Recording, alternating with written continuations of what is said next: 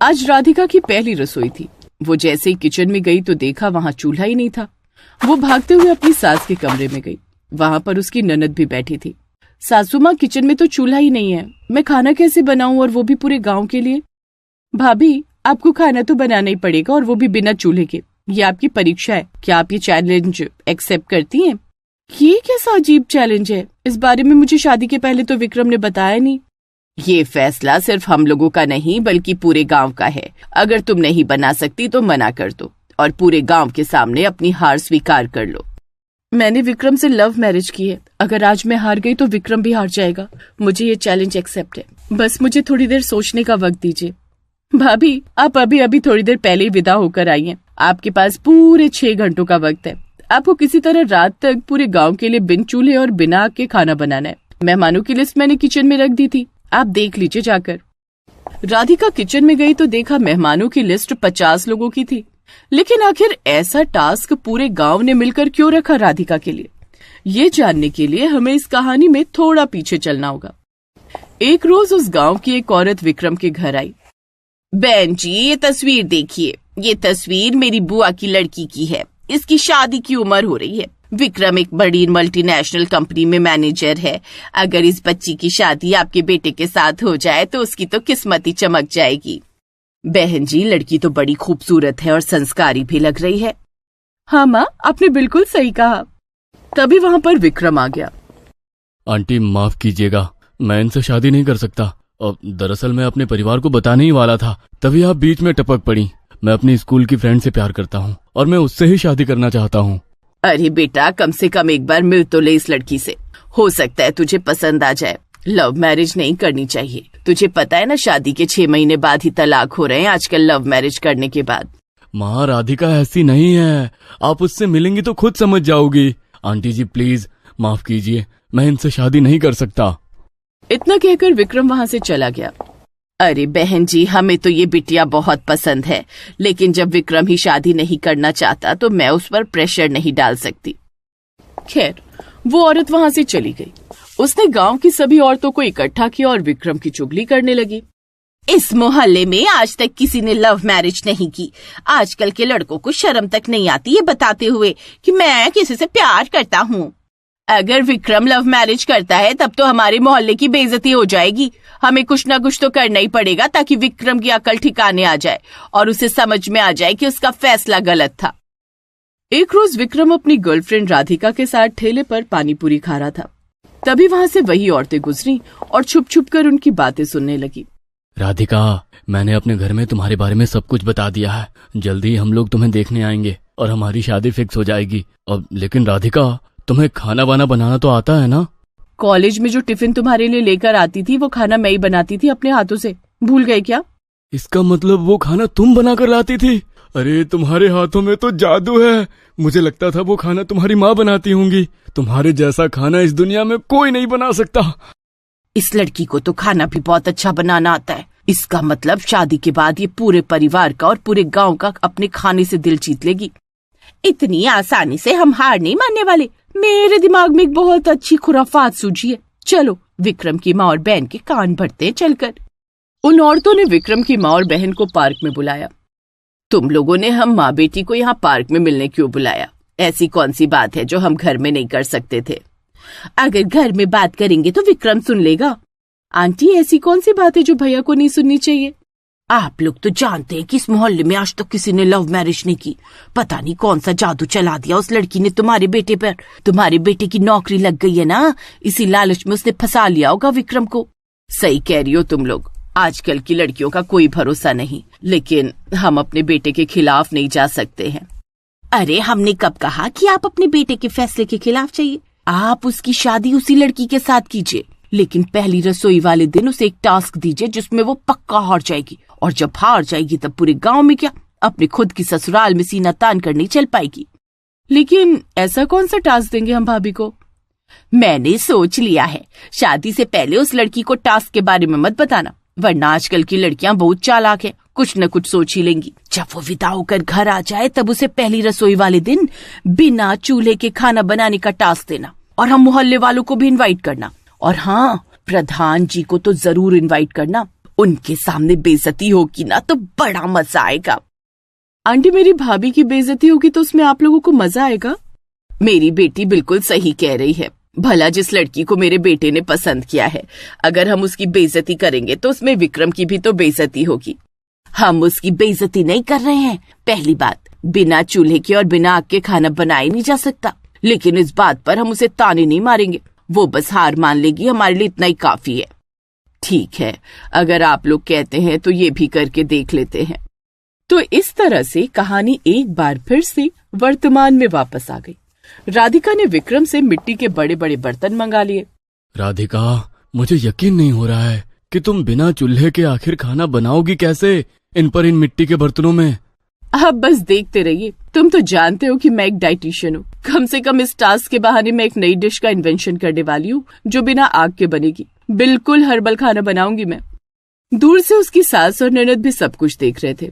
राधिका सारे मिट्टी के बर्तन छत पर लेकर गई। वहां बहुत कड़क धूप हो रही थी क्योंकि दोपहर का वक्त था। उसने उन मिट्टी के मटकों में दालें भर दी और थोड़ा पानी डाल दिया।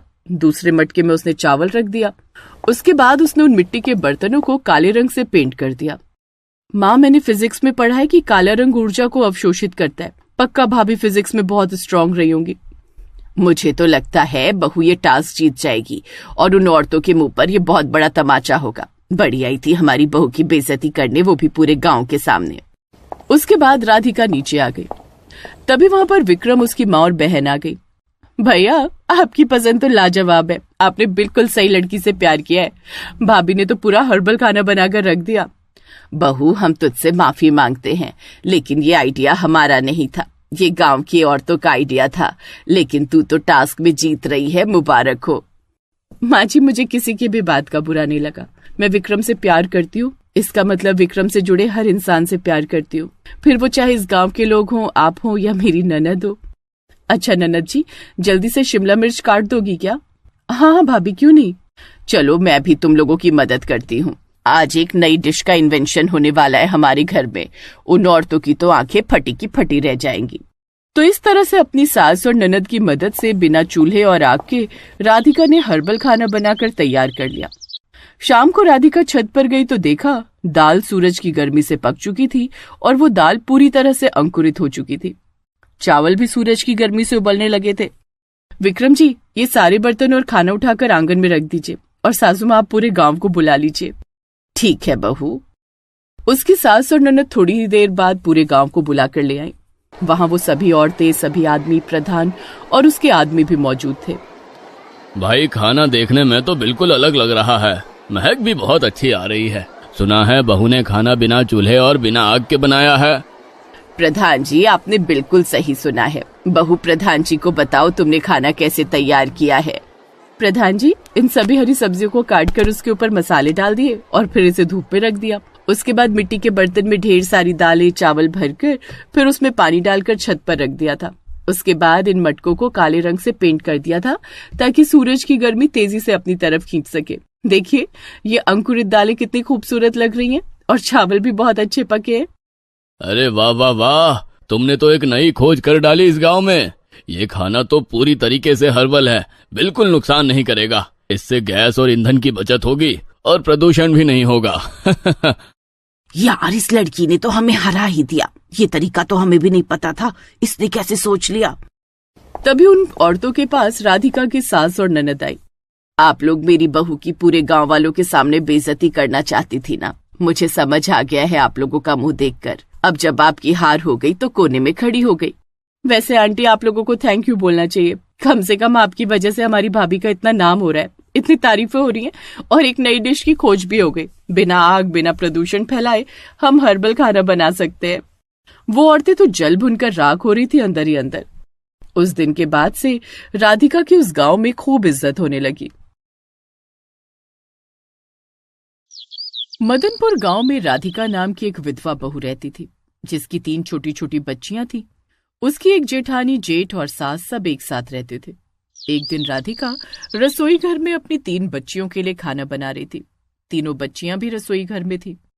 मम्मी, दादी माँ और बड़ी माँ बाजार गई हैं। बड़े पापा काम पर गए हैं। इससे पहले कि वो लोग वापस आ जाएं, जल्दी से हमारे लिए खाना बना दीजिए। हम लोगों ने 2 दिन से कुछ नहीं खाया। चिंता मत करो मेरी बच्चियों, आज कुछ भी हो जाए मैं तुम तीनों को भूखा नहीं सोने दूंगी। राधिका ने चूल्हा जलाकर चूल्हे के ऊपर खाना बनाने के लिए बर्तन रखा ही था कि तभी पीछे से उसकी सास और जेठानी आ गई। जेठानी ने वो बर्तन उठाकर घर के बाहर फेंक दिया। इतने में उसकी सास ने गैस बंद कर दी। हमारी गैर मौजूदगी में तू चुपके चुपके खाना बना रही है?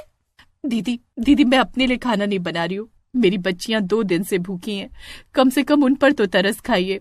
पहले तो तू मेरे छोटे बेटे को खा गई, अब तू इस घर को भी तबाह कर देना चाहती है। चुपचाप अपनी बच्चियों को लेकर जा और एक कोने में पड़ी रह। बड़ी बहू, कल रात का कुछ रूखा सूखा बचा होगा, इसकी बच्चियों के सामने फेंक दे।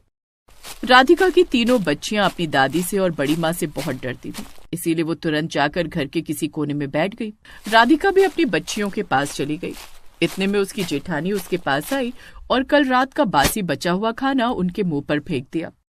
चुपचाप खा ले और उसके बाद सारे घर की सफाई कर, तब तक मैं रसोई घर में गंगा जल छिड़क देती हूँ। तेरे जाने के बाद अछूत हो गई है रसोई। इतना बोलकर जेठानी वहां से चली गई। तीनों बच्चियां बासी खाना खाने लगी। तभी राधिका ने उन्हें रोक लिया। मेरी बच्चियों, ये खाना खराब हो चुका है, इसे खाकर तुम तीनों बीमार हो जाओगी। माँ, अगर आज हमने कुछ नहीं खाया तब तो हम मर जाएंगे, बीमार पड़ जाएंगे वो चलेगा, कम से कम जिंदा तो रहेंगे। ये लो माँ, तुम भी खा लो। नहीं मेरी बच्चियों, अब लगता है ये घर छोड़कर हमें चले जाना चाहिए, वरना हम जिंदा नहीं रह पाएंगे। लेकिन माँ, हम कहाँ जाएंगे? अगर पापा जिंदा होते तो हमारे साथ ऐसा कभी नहीं होता। राधिका अपनी तीनों बच्चियों के साथ घर के किसी कोने में ही पड़ी रहती थी। रात को राधिका का जेठ घर आया। वो अपनी बीवी और माँ के साथ बैठकर हंसी खुशी खाना खाने लगा। तुम्हारे हाथों में तो जादू है, बहुत स्वादिष्ट खाना बनाया है आज तुमने। अरे क्या बताएं बेटा, तेरी बीवी ने बड़ी मुश्किल से खाना बनाया है। छोटी बहू पता नहीं कैसे हमारी गैर मौजूदगी में रसोई घर में घुस गई थी। रसोई घर को हमें गंगा जल से साफ करना पड़ा। सासू माँ, कब तक उस चुड़ैल को झेलेंगे? इतने में वहां पर अपनी बच्चियों के साथ राधिका आ गई। सासू माँ, जेठ जी, कम से कम हम पर थोड़ा तो तरस खाइए। आप लोग तो खाना बना ही चुके हैं, अगर आपकी आज्ञा हो तो क्या मैं भी अपनी बच्चियों के लिए थोड़ा सा खाना बना लूं, वरना ये लोग बेचारी जिंदा कैसे रहेंगी। सारा मूड खराब कर दिया। अच्छा खासा हम लोग खुशी खुशी खाना खा रहे थे, फिर से आ गई हमारा मूड खराब करने। इतने में राधिका की जेठानी ने एक रोटी उठाई और राधिका के मुंह पर फेंक दी। राधिका ने वो रोटी उठाई और रोते हुए अपनी बच्चियों को लेकर फिर से घर के उसी कोने में जाकर बैठ गई और उन्हें रोटी खिलाने लगी। मेरी बच्चियों, ये रोटी बासी नहीं है, इसे तुम तीनों खा लो। माँ, आपने भी तो कई दिनों से खाना नहीं खाया है, आप भी थोड़ी सी रोटी खा लो। नहीं मेरी बच्ची, मेरा पेट तो मेरी सास के तानों से ही भर जाता है, तुम तीनों खा लो। कल सुबह जल्दी ही हम इस घर से भाग जाएंगे। मैं तो यहाँ पर अपने पति की यादों की वजह से रह रही थी, लेकिन अब लगता है हमारी यहाँ कोई औकात नहीं। अगली सुबह 5 बजे राधिका ने अपने बैग में अपने और अपनी बच्चियों के कपड़े रखे और घर से भाग गई। चलते चलते वो उस गांव से बाहर निकल गई और एक सड़क के किनारे अपनी साड़ियों से एक छोटा सा तंबू बनाकर रहने लगी। जैसे ही सूरज निकला वैसे ही नगर निगम के कुछ लोग आए और उसका तंबू उखाड़ कर फेंक दिया। तुम भिखारियों को बिल्कुल तमीज नहीं है क्या? जहाँ देखो वहीं तंबू गाड़ कर बैठ जाते हो। यह जगह तुम्हारे बाप की है क्या? भाई साहब, हमारा इस दुनिया में कोई नहीं है और हमने तो सुना था कि ये पूरा देश हमारा है। इस देश में क्या छोटी सी जगह पर हम लोग नहीं रह सकते? इसका मतलब तो यही हुआ ये देश हमारा है ही नहीं। जितनी जगह हम लोग पैसे देकर खरीद लेते हैं, सिर्फ उतनी जगह छोड़कर बाकी कोई जमीन हमारी नहीं होती। फालतू की बातें मत कर, अपना तंबू उठा और यहाँ से निकल। मम्मी, इनसे बहस मत करो, चलो यहाँ से कहीं और चलते हैं। राधिका ने अपना बैग तंबू उठाया और बच्चियों को लेकर फिर वहां से निकल पड़ी। पैदल चलते चलते दोपहर हो गई और वो लोग एक बहुत ही सुनसान इलाके में पहुंच गए, जहाँ चारों तरफ सिर्फ जंगल ही जंगल था और कुछ नहीं। मम्मी चलो, जंगल के अंदर चलते हैं। जंगल के अंदर हमें कोई परेशान करने नहीं आएगा और अंदर हमें खाने के लिए फल भी मिल जाएंगे। सही कह रही हो बेटा, जंगल के अलावा अब हमें कहीं और कोई रुकने भी नहीं देगा। राधिका अपनी बच्चियों को लेकर जंगल के अंदर चली गई। वहां पर उसने अपना तंबू बना लिया। तंबू के बाहर उसने मिट्टी का एक चूल्हा बना लिया। बच्चियों, तुम तीनों यहीं आराम करो, तब तक मैं खाने का कुछ इंतजाम करके आती हूँ, कहीं जाना मत। राधिका जंगल में ही पेड़ों को देखने लगी, लेकिन कोई फल नहीं लगा था। चलते चलते वो जंगल की दूसरी तरफ निकल गई। वहां उसने देखा एक बहुत ही बड़ा तालाब था। इस तालाब के अंदर तो ढेर सारी मछलियां होंगी, खाने का इंतजाम तो हो गया। राधिका ने उस तालाब से कुछ मछलियां पकड़ी और वापस आ गई। वापस आकर उसने चूल्हे में आग जलाई और उन मछलियों को आग में भूनकर अपनी बच्चियों को खिलाने लगी। माँ, बहुत दिनों बाद हमें कुछ खाने को मिला है। यहाँ कम से कम दादी और बड़ी माँ तो नहीं है जो हमें दिन भर ताने सुनाया करती थी। सही कह रही हो दीदी, यहाँ पर हम कम से कम सुकून से रह पाएंगे। अब राधिका अपनी बच्चियों के साथ उसी जंगल में अपने दिन काटने लगी।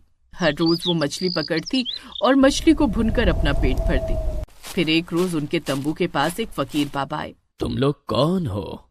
बाबा, हम आपके पैर पड़ते हैं। हम इस जंगल को कोई नुकसान नहीं कर रहे। हमें यहाँ से मत भगाना। पूरी जिंदगी ये दुनिया हमें भगाती रही, यहाँ तक कि मेरा परिवार भी हमें अपना दुश्मन समझता रहा। अगर आपने हमें भगा दिया तो हम जिंदा नहीं रह पाएंगे। बेटी, ये कैसी बातें कर रही हो?